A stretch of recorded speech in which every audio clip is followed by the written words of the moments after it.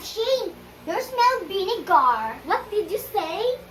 I'm saying you smell vinegar. Ano na Tagalog ng vinegar? Suka!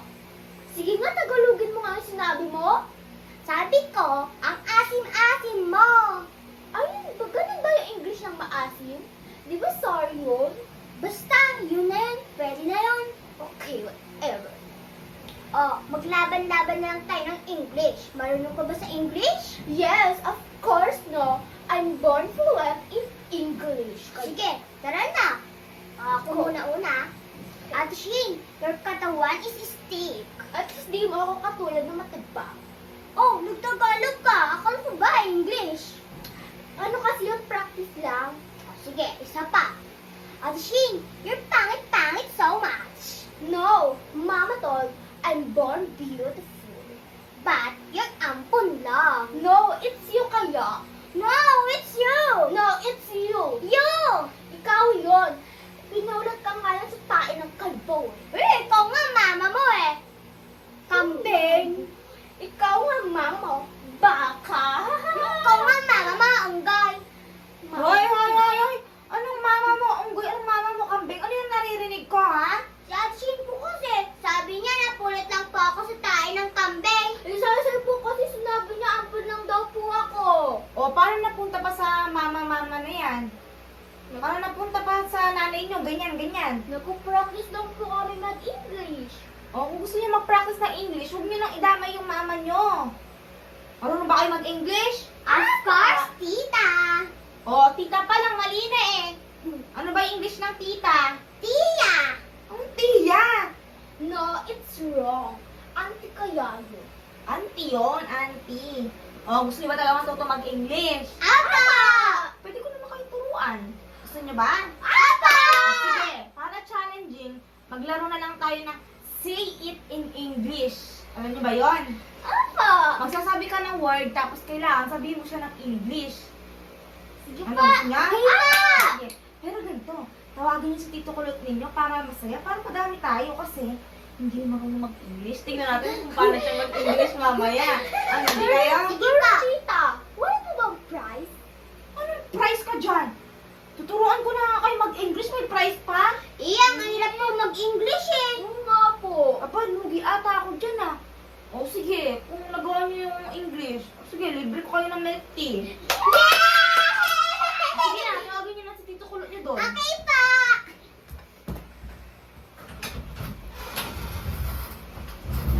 Hello mga ka-NN! So, ang request nila Shane ay maglalaro kami ng Say It in English Challenge! So, nagpapaturo kasi sila Shane at Saysay mag-English. Kaya nag-prefer ako ng mga iilang questions na Tagalog, tapos sasabihin nila ito ng English. And dadamay lang si Kulot para na mas masaya. Ayan. So, kapag nagawa nila ng English, mga kaeng-eng, kapag nasabi nila ito ng English, syempre, lilibre ko sila ng pinangako na milk tea. Ready na kayo? Ready na! Okay. Say it in English. Pahingi ng pera, bibili ako. Ready na? Ready na? Pahingi ng pera, bibili ako. Sino Una ko. Ay, money is tingi. Money na yung ang dami. Ano daw? Ay, manis. Ulitin ko. Ano ka sa mga kaing-eng? Ulitin ko Pahingi ng pera, bibili ako. Ano in English? Ay, money. Ha? Ay, money is Ano English ng pahingi? give me. Give me ano? Give me money. Pahingi ng Ako. pera, bibili ako. Ano? Give me money. Bili ang motor. Ano daw? Mayroon ka na. Say. Say it in English. Pahingi ng pera, bibili ako. Ano? Give me a money and buy my clothes. Ano? I'm buy. Malapit na, pero Ako alam ko ano na siya, malapit na. Understandable naman yung sayo-saysay, pero wrong grammar pa rin siya. Eto na. Pero okay yun. Okay na lang. Oh, ikaw na, Shane. Give me... Ay, bakit sinabi ko? Ulit. Pahingi ng pera, bibili ako. Oh. Give me a money. Oh. I'm buying. I'm buying ano? I'm buying. Pwede na, pero ang grammar pa rin siya. Pero okay na, understandable naman siya mga kaingay sa akin. Ang tamang sagot nun, pakinggan nyo ha, para matuto din kayo. Give me some money, I'm going to buy something. So, may 1 point na silang dalawa para sa akin. Yay! Wala! 0. Okay. Next! Next na, next! Ano lang, maka 3 lang sila lang points, may milk tea na sila sa akin. Okay, ready na for round 2? Ready na! Ano na pa? Oh, ito na. Gutom na ako, may makakain ba? Gutom na ako, may makakain ba? Ready na? Ako!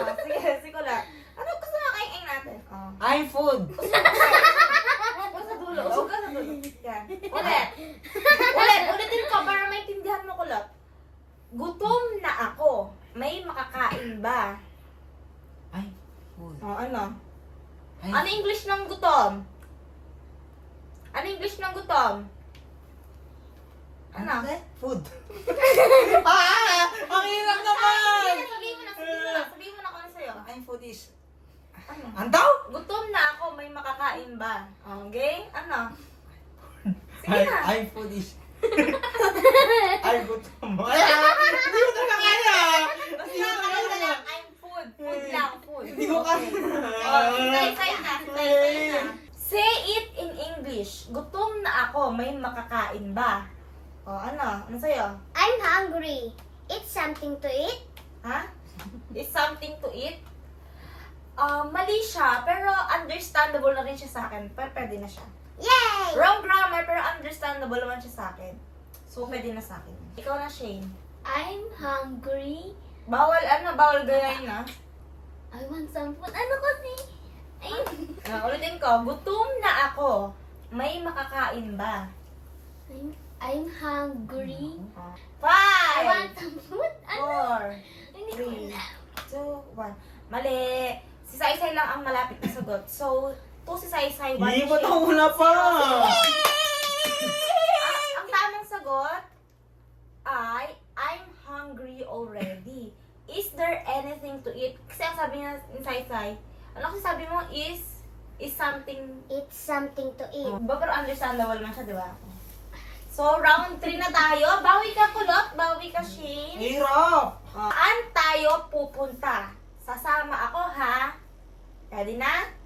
Saan tayo pupunta? Sasama ako, ha? Say it in English. Since dalawa na siya. O, si Saysay muna. Say it in English. Saan tayo pupunta? Sasama ako, ha? O. Where are you going? Ha? Going. Saan tayo pupunta? Sasama ako, ha? Where's we going? O, tapos, Where's we going? Anong sasama ako, ha? Okay. Sasama ako, ha? Ano si kasi? Sasama ako, ha? 5! I'm sama-sama. Say it in English, Shane. Saan tayo pupunta? Sasama ako, ha? Where we going? Ano where we going? Oh. Sasama ako, ha? I'm joining. Pwede na yun, I'm joining. Malapit naman yung sagot ni Shane, pero may hinahanap pa tayo specific na grammar. Yay! Understandable na siya. O, ikaw naman, Kulot. Cow. We're going, me? Pwede ba ka nang pag-ulit, te? Oo, ulit ha. Saan tayo pupunta? Sasama ako ha. Say it in English, Kulot. For 50. Alam ko na. Ano? We're going, is rides. Ano? Napunta sa rides. Ano? Mali ka na, mali. Ang Hindi, tamang ako sagot. naman. Ito, makinig ha. Ang tamang sagot ay, where are we going? I'm coming with you, okay? 2 points, 2.0. Eh? 2-0. O, last, ano lang sila say-say? Last 1. Si Kulot 0. Kabulot ka kulot, kaya pa yan. Dito. Ito. Ilan kayong magkakapatid? Uy. Sino ba? Ano ba yun? Ako! O, sige, Alam ko na! Ako po! O, Ako sige, na! ikaw na. O, sige, ikaw na. Okay lang, kahit na, kunyari, nasagot niya, sasagot mo. Ano kasi nakalimutan ko na eh. Ay, siya Oh, ba? say it in English, Shane. Ilan kayong magkakapatid? How many siblings do you have? Yun yung sagot ko eh! Oo nga, ba't alam mo? Tama si Shane. Shane ang nanalo, alam niya. Yeah? O, ano ba sa'yo? Ano sa'yo? Ano? Ano kasi tita? Ilan kayong magkakapatid? How your siblings, how many siblings in you? Wala na, si Shane ang nanalo. Siya What? lang ang may milk tea. So, mga ka-engay, dito ko What? natapusin yung vlog namin. Dahil ang nanalo ay si Shane. Siya lang ang may milk tea sa akin. Thank you for watching, mga ka-engay. Galing mo, ah. Bye-bye! Bye-bye!